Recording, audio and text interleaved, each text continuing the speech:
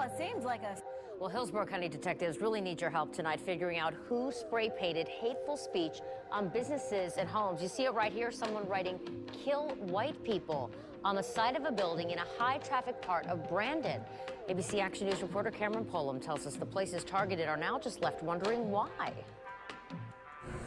Cleaning up is all part of the job at La Isla Cafe, but cleaning up the mark of vandals off their walls is a first. They made sure they went from one side to the other of the building. Tawny Sweat works at the restaurant. She says they first saw the graffiti when they opened on Tuesday. Because of the fact that it's a blank wall, it's right here in the open where people are pulling into our plaza. They wanted to make sure it was seen, and it's seen. And Hillsborough County detectives say they saw it in 2 other places as well.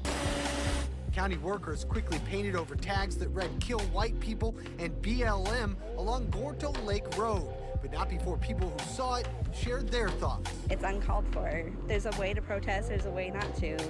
This is just, it hurts everybody. And just a few miles away, vandals also hit this home and the campaign sign in their front yard. Yeah, I'm pissed off. Very pissed. Because this just ruined our paint job, and it makes our neighborhood look like trash now. Without surveillance video or witnesses, detectives don't have much to go on, and neither do the victims who are left wondering why they were singled out. It makes me sad that it's gotten to this much hate. A series of explosions in Baghdad killed at least 17 civilians. About 50 others are injured. The first attack took place in a commercial area in the eastern part of the city. Authorities say a suicide bomber approached a group of construction workers before detonating a vest full of explosives. Hours later, another suicide bomber killed 6 people and wounded 21 others. In the western part of the city, a roadside bomb killed 2 people. Police in the U.S. state of Texas say a gunman who shot and injured at least 9 people on Monday was wearing military-style clothing at the time of the attack. The troubled's lawyer opened fire on morning commuters before being fatally shot by police. He was wearing military-style apparel. I don't know exactly what nationality, what army, or anything like that. We did find some old Nazi emblems about some of his not merchandise, but his personal effects. And I understand there are also some where he lived. To what extent that played, I don't know, because there's also other, what I would refer to as historic or vintage military stuff within the apartment, going back to the Civil War. The police bomb squad secured the gunman's car, which reportedly contained more than 2,600 rounds of ammunition. Police say a handgun was found on the suspect's body and a rifle in his car. An official said the firearms had been bought legally. We start with a Fox News alert. Overseas right now, 2 homemade bombs exploding just minutes apart in Germany. Those explosions happening in front of a mosque and also an international center. This happening just south of Berlin. Police believe that those attacks may be connected. No one was hurt.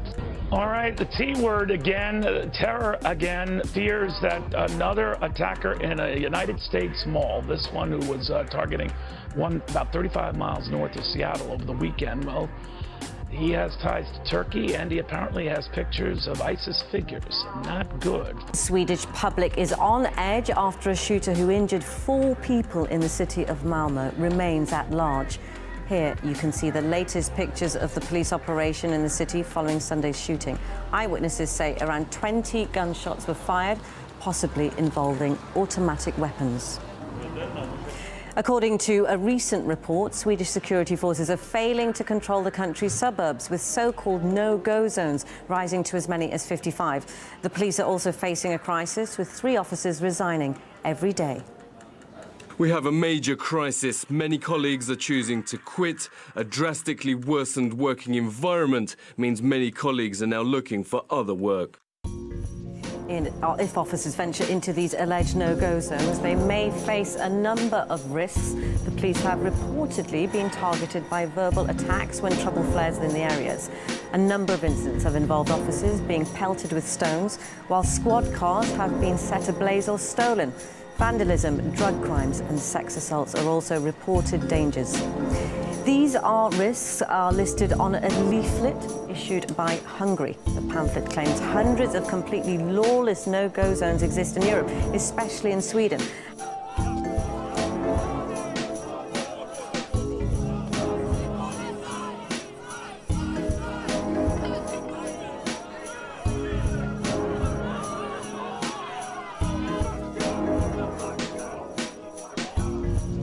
Riot police have fired live ammunition and tear gas to disperse Kenyan university students protesting over road safety. Police say 5 people, including 2 officers, have been injured. 4 students died when a minibus taxi overturned at the weekend. The students have accused taxi drivers of reckless driving, which they allege is not tackled by police.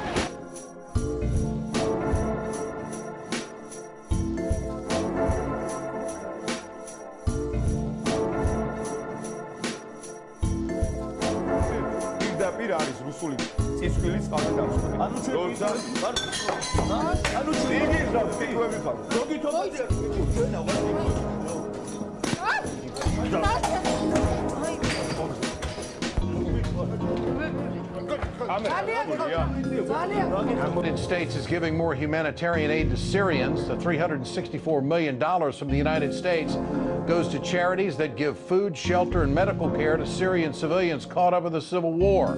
Since 2011, the U.S. has given nearly $6 billion in aid to Syria. Meanwhile, Syrian government forces are advancing on Aleppo. They've reportedly captured one of the city's central districts.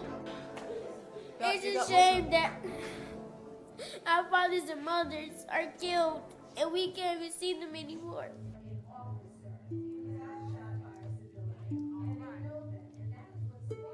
It's a shame that we have to go to the graveyard and bury them.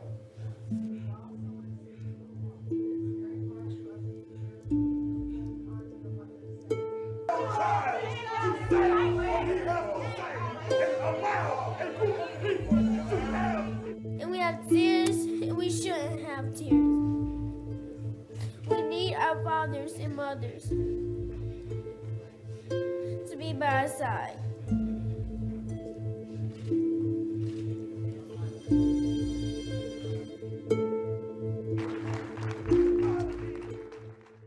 The black moon is upon us. A black moon is a second new moon in a single month, and that only happens once every 32 months. This Friday is one of those times. Look at that. But don't expect to see anything. The new moon phase is when the moon's Earth-facing side is fully in shadow. When you said look at it, I couldn't see anything. You couldn't see anything, but a sliver. You saw a little sliver. Yeah. Major flooding fears in the heartland, where a swollen river is about to crest, leaving entire neighborhoods under evacuation orders. And folks are bracing for the worst. 52 earthquakes in the last 24 hours. All right? But 18 of them, Bombay, California. Many beaches have been closed after masses of Portuguese man-of-war and box jellyfish appeared in southern Thailand's Phi Phi Island and Koh Samui. Well, the venom from these creatures can be fatal. Last week, a 2-year-old boy's heart reportedly stopped for 2 minutes after he was stung by a box jellyfish.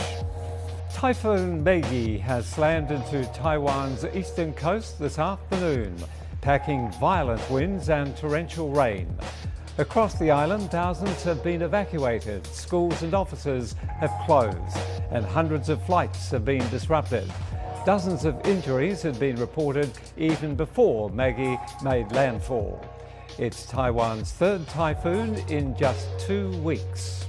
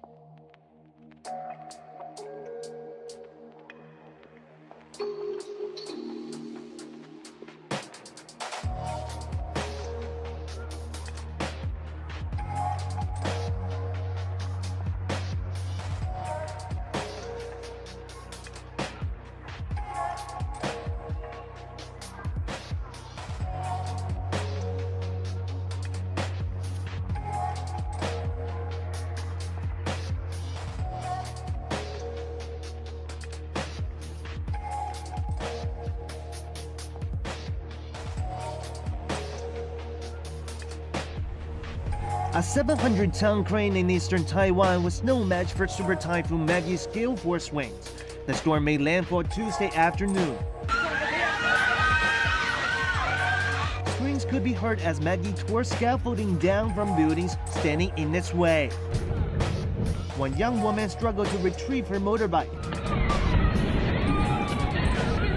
As she fought the storm, she broke out in tears.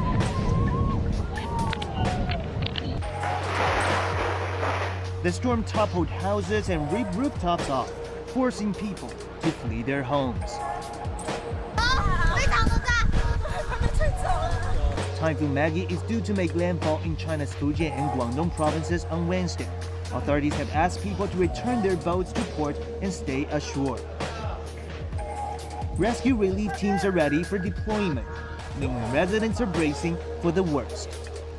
A powerful typhoon has laid waste to northeastern Taiwan. At least 4 people have died and 316 have been injured. Almost 3 million homes have been left without electricity in Yilan province. Thousands of people have been evacuated from their homes and are being housed in temporary shelters.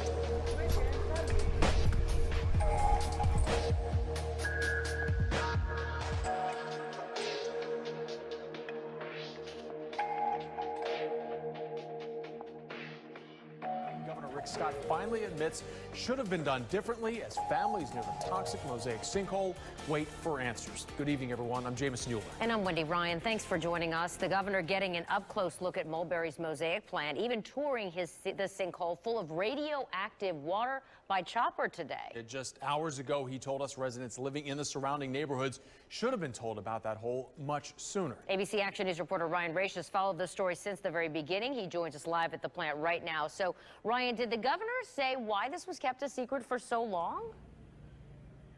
Well, the best answer we could get to that is that the current law doesn't require anyone to notify the public. But NASA says it has further evidence that Jupiter's moon Europa is expelling large plumes of water into space.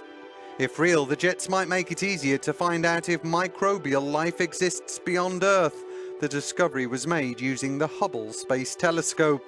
Using Jupiter as a giant torch, astronomers observed Europa in silhouette through ultraviolet light, detecting what appeared to be water plumes. They are thought to originate from the salty ocean which exists beneath the moon's icy shell. NASA scientists say flying through the jets with instrumented spacecraft to try to find life would present a much easier challenge than drilling through Europa's ice to test the water. Dead fish on the beach again, an awful stench in the air, and warning signs to stay out of the water. Don't blame the recent sewage dumping, though, in the Gulf. This is a new and all too familiar problem. Yes, it is. And Fox 13's Dan Maddox says that a strong red tide is moving through our region, and it's making a lot of people sick. 15 minutes. That is all this family lasted on Coquina Beach in Anna Maria Island. Dead fish. Yucky. They're leaving due to a nasty outbreak of red tide, a toxic algae bloom. Hundreds, if not thousands, of dead fish washing up on area beaches over the weekend and even more today. We come out here and the fish are dead and it stinks like heck. Florida Fish and Wildlife says Sarasota and Manatee counties are being hit the worst. Shoo, man, I can't take that smell. Red tide releases a toxin into the water that's deadly to wildlife.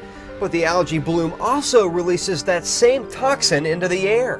And I have bronchitis, so it makes my asthma and bronchitis just veer up, you know. People with breathing trouble should avoid areas affected. This lifeguard wearing a mask. You're probably more susceptible to the toxins, which are a neurotoxin that can affect the lungs. Scientists can't make predictions as to how long an outbreak will last. So a lot of people aren't even around here. As you see, it's pretty dead. A sign warning to stay out of the water, something most people don't need to be told twice. Welcome back. Mexican beekeepers are celebrating a sweet victory after biotech giant Monsanto lost its permit to plant Roundup-ready genetically modified soybeans in their country. A district judge in the state of Yucatan overturned the government permit issued to Monsanto in 2012, ruling that GM soybeans pose a threat to bee populations and Mexico's honey production, an industry that is crucial to the nation's economy. RT's Marina Portnaya brings us the details. Monsanto's ambitions to plant its seeds in 7 Mexican states across 625,000 acres has come to a full stop. Last month, a Yucatan district judge withdrew Monsanto's permit, noting that the coexistence between honey production and GM soybeans is not possible given the scientific evidence showing the threats posed by GMOs. Now, Mexico is the world's 6th biggest producer and 3rd largest exporter of honey. For example, in 2011, Mexico sold a reported $54 million of honey to the European Union. However, if Mexico's honey is contaminated with pollen from GMO crops, it faces the potential of being rejected by many EU countries like Germany, Greece, and France, which have a ban on all GMO cultivated crops. Now, Mexico's beekeepers have argued that Monsanto could irreparably devastate their export market. According to The Guardian, about 25,000 families on the Yucatan Peninsula depend on honey production. The tropical region is estimated to produce about 40% of Mexico's honey. Now, in 2012, Mexico's Agriculture Ministry and EPA issued a permit to Monsanto that allowed commercial planting of Roundup-ready soybeans.